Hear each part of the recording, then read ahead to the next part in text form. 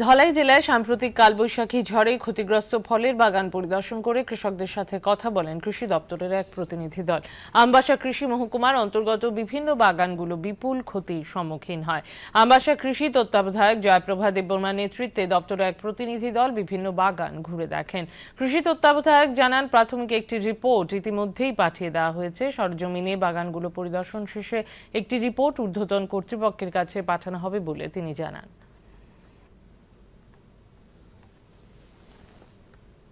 বিগত 27-28 তারিখে এপ্রিল মাসে 2026-এ যেই কালবৈশাখী ঝড় এসেছিল, তাতে এগ্রিকালচার ক্রপ তো বর্তমানে এই সিজনে খুব একটা নেই, কিন্তু ম্যাক্সিমাম যে ড্যামেজগুলো হয়েছে হর্টিকালচার ক্রপের উপরে, বিভিন্ন বাগান ওইগুলোর উপরে। আর আমরা প্রিলিমিনারি একটা রিপোর্ট দিয়ে দিয়েছি ডিপার্টমেন্টকে।